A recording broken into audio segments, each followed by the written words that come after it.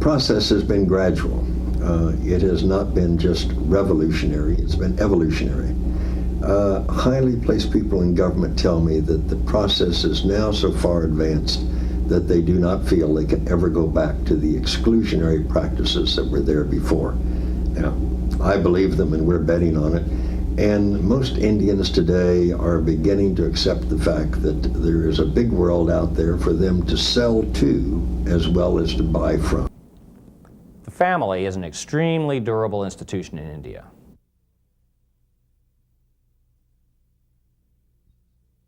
The family is a very, very important unit.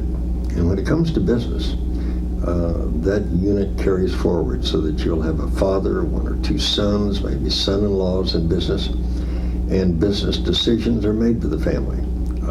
You frequently will have the wife included, which surprised me. I'm not used to wives being included in business discussions.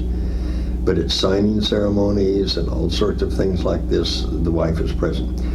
Family is very important to the Indians, and I found in retrospect when I entertain them in the United States, I immerse them in our family.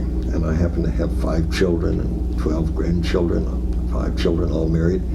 And it establishes a commonality or rapport, if you will. Even though our business is quite large, we'll do $1 billion in U.S. in turnover, the family aspect of the executives seems to match up with theirs.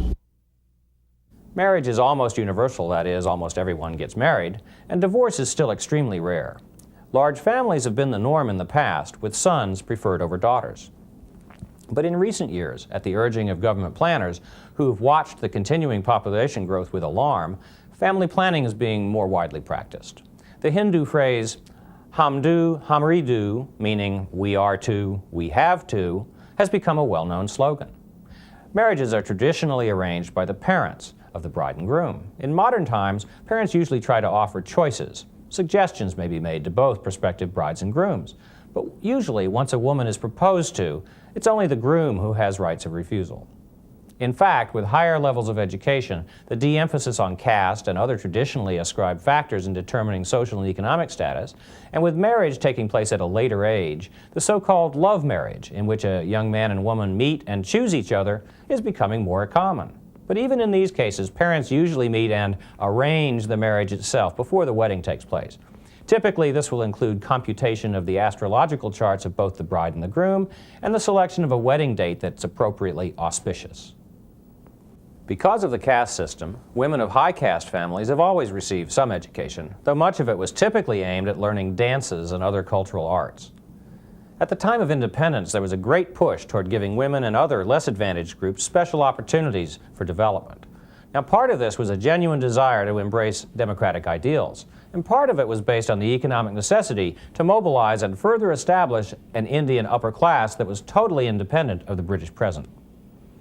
Women who were coming of age in the early 50s and who showed intellectual promise were encouraged to pursue education to its fullest and were subsequently given good professional opportunities with their family's support.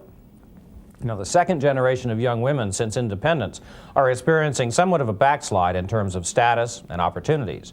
They're still given educational opportunities, and they're now expected to make good on these opportunities. Advertisements for brides in the newspaper classifieds always mention a woman's educational qualifications as part of her prospects. Within the professions, there are many highly qualified women in high posts, but it's not easy to attain these posts, and gender discrimination in the workplace is still common.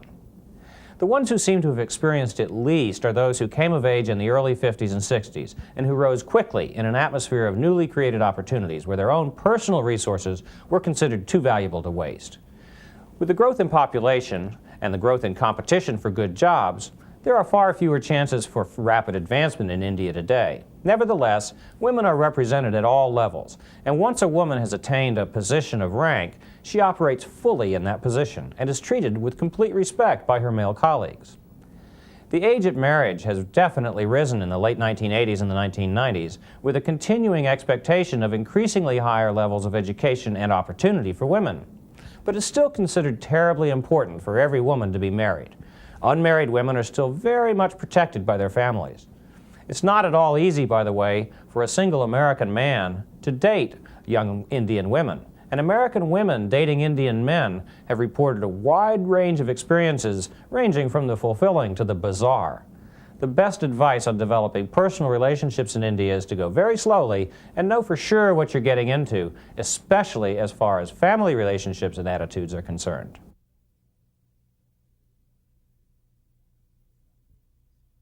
There's a lot of interest in foreigners, there's interest in foreign culture, there's interest in foreign lifestyles and in moving towards a more Western lifestyle in India.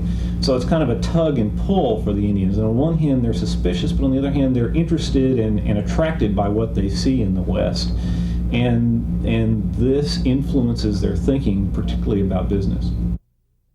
In the traditional Hindu family, the sons remain in the household of the father and mother, while the daughters move out as they are married and join the households of their husbands. Traditionally, this means that a new bride comes to live in the home of her husband's parents.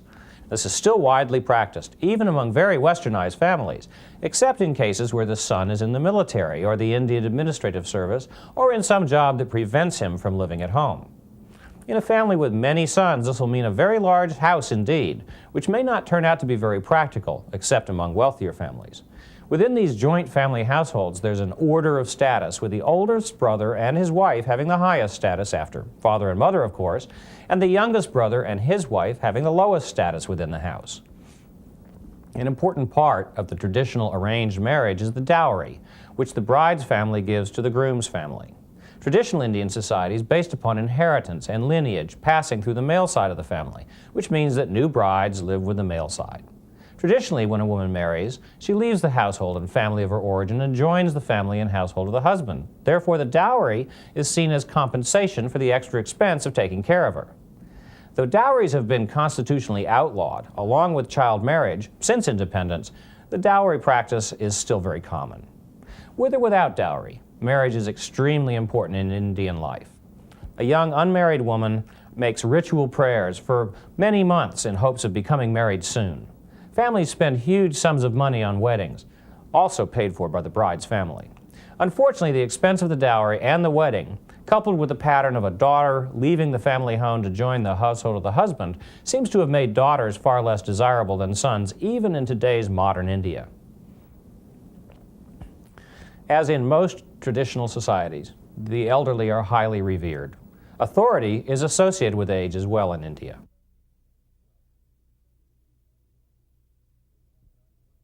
The man that I work for, who is president of our company, whenever he goes to India, has a card that reads Vice President. The reason he does this is basically a matter of face.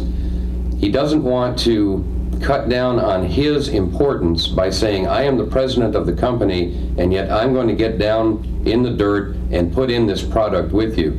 The president of a company simply does not do that. In the joint household, of course, the eldest male holds the main authority, which means the son remains under the daily domination of his father and or his elder brothers for much of his life. There's also an order based on age with women. The mother-in-law rules supreme over the daughters-in-law, with each daughter-in-law having relative status according to the status of her husband, so that the wife of a youngest son, for example, will be the lowest status adult in any household.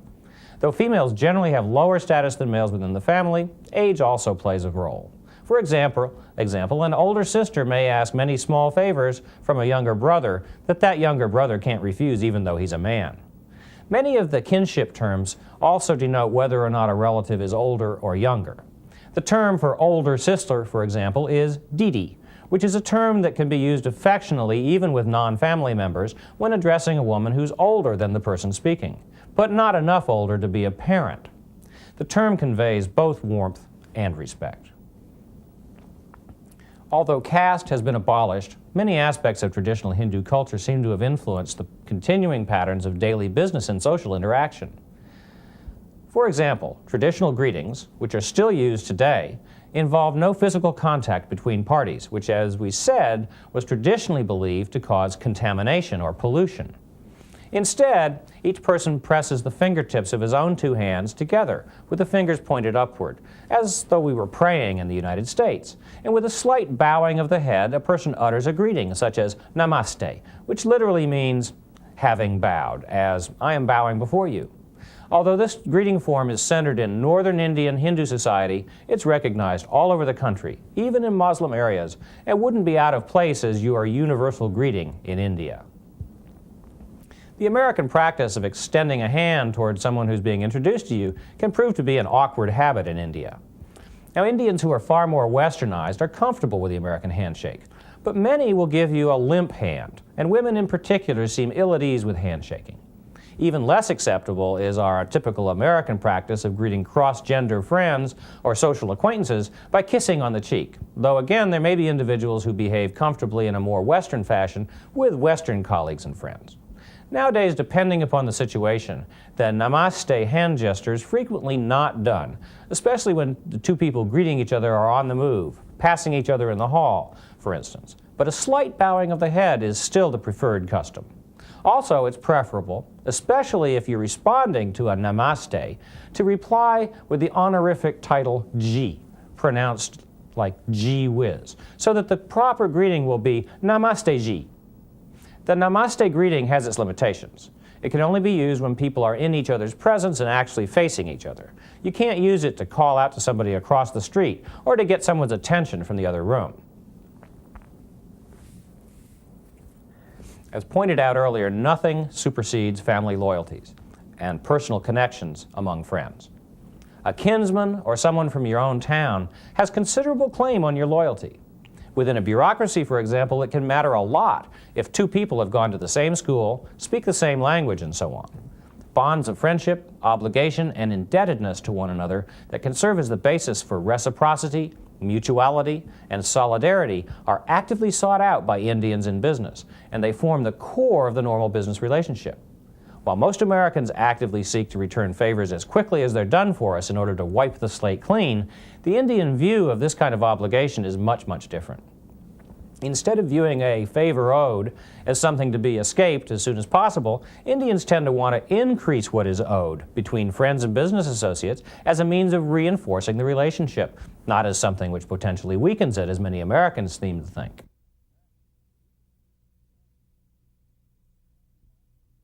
You need to find someone that is going to play with you by your rules.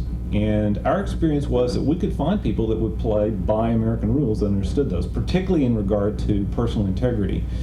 The way we did that was by networking, by finding, talking to people, getting references, talking with potential agents. You need to plan to invest some time in that search.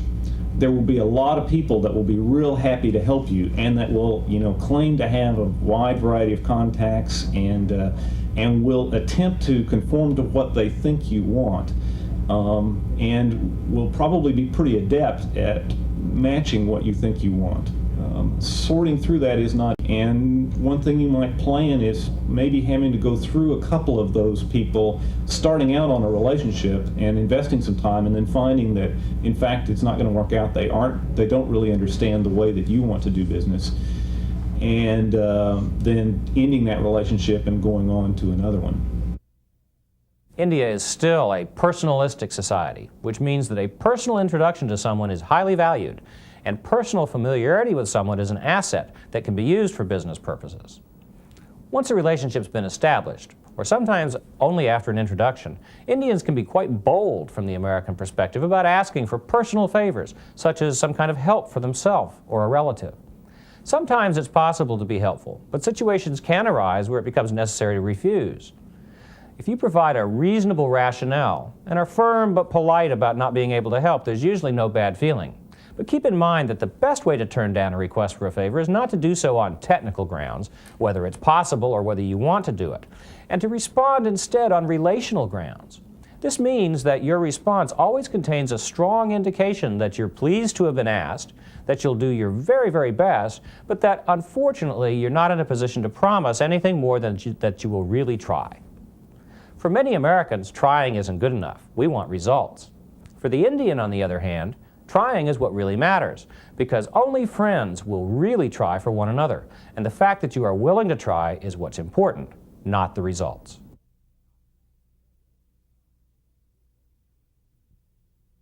China is larger and is slightly more advanced, But India is getting there, and it has an openness of the Indian people that I do not find as much in the Chinese. Our cultures are more similar, if you will. Their history under the British gave them an affinity, if you will, for the same things that we like and enjoy. I'm a strong believer in the future of China. I'm an equally strong believer in the future of India, and I would be hard put to choose between the two if I were asked to do so as to which presents the most opportunity for the next 2 to 3 decades. I think 40% of the world in those two countries together is hard to beat.